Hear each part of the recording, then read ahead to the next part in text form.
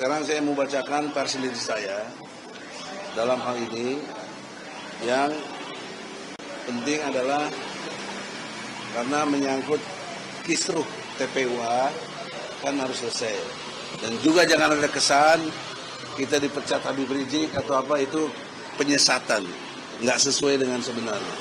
Yang sebenarnya adalah sebagai berikut.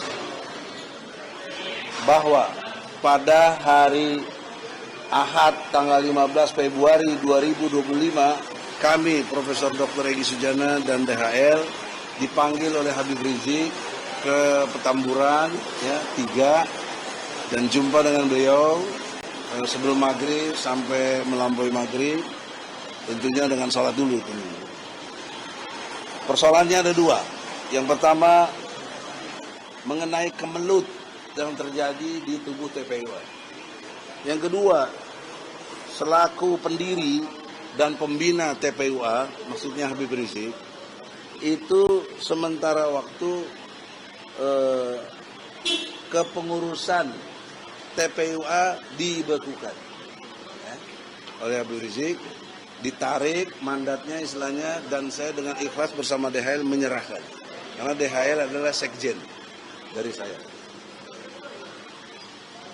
Selanjutnya Dewan Pembina menyarankan kepada saya, apakah saya akan terus mau berjuang dalam konteks bela Islam? Silakan pilih. API, Aliansi Pengacara Islam, atau Korlabi, Komando Perlaporan Bela Islam, yang dipimpin oleh DHL. Dalam pilihan itu dari Habib, saya milih di Korlabi. Insya Allah nanti Korlabi akan buat statement sendiri. Tapi poin pentingnya adalah,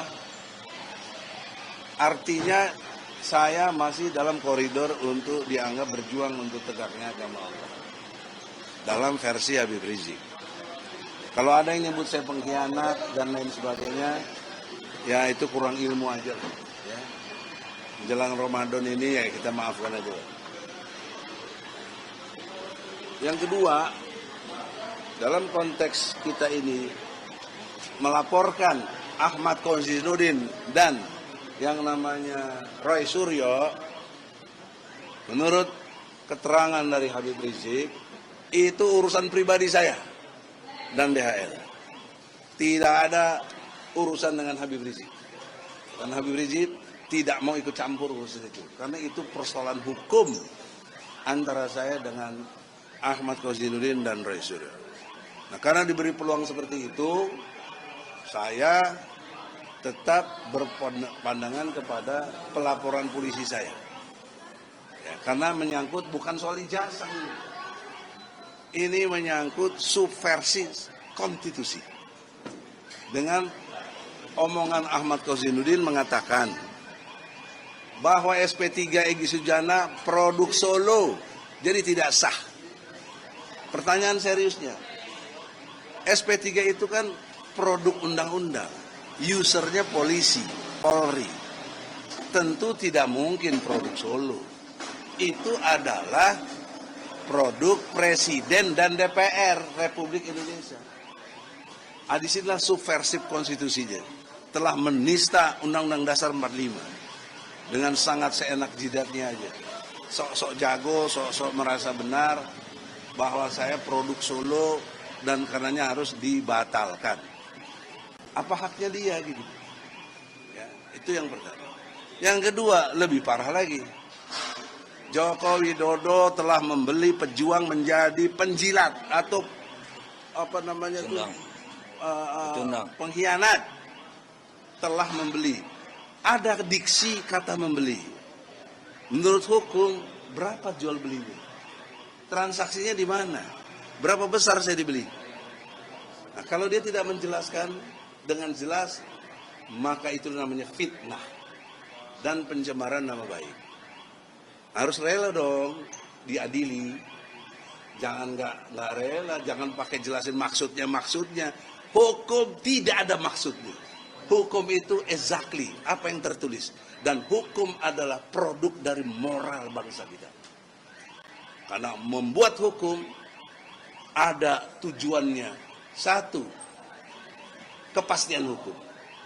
2, manfaat hukum. 3, tujuan hukum, keadilan. Jangan main-main dengan masalah hukum. Jangan pakai maksudnya. Maksudnya apa? Kenapa nggak dijelasin maksudnya waktu itu? Ditambah lagi ditimpe sama si Roy Suryo, datang 2 tuyul menemui jin Ifrit. Jadi 2 tuyul itu saya sama dia. Jin Ifritnya Jokowi. Roy, lo jangan ngeles-ngeles maksudnya lo. Pakai satir. Lo lagi ribut sama gua, ya toh? Jadi lo jelaskan lah. Aku tidak mau ribut antar begini, apalagi teman. Bukan temannya dulu anak buah kita itu, si Ahmad Kozinuddin. Dia dulu yang keluar dari TPU itu, bikin sendiri. Di framing gue meninggalkan perjuangan. Siapa yang ninggalin perjuangan? Nah, poin pentingnya dengan segala hormat, jelang Ramadan ini saya tidak mau terbawa emosional saya. Jadi secara umum perilaku mereka, walaupun mereka tidak pernah minta maaf dan merasa belagu, sudahlah. Saya pakai moral Islam, saya maafkan mereka. Ya, tapi hukum jalan terus. Kan si Kozinuddin juga begitu. Maaf itu cuma pengurangan saja, tapi substansinya harus jalan terus. Kalau jalan terus lah. Kau buktikanlah. Kau jagoan, kau bisa hebat, pengacara terkenal, lawanlah laporan saya ini. Dan pihak polisi, saya tidak ingin ada ditunda-tunda. Kalau memang cukup bukti hukum, lakukan. Jadi everybody jangan salah paham kalau terjadi penahanan dan lain sebagainya kepada mereka itu bukan soal ijazah, ini salah satunya soal saya. Kenapa dia belagu? Sok tahu. Ya. Padahal kalau dia minta maaf, udah saya maafkan. Tapi dia nggak pernah minta maaf. Saya kira gitu. Selanjutnya DHL. Download Tribun X sekarang. Menghadirkan lokal menjadi Indonesia.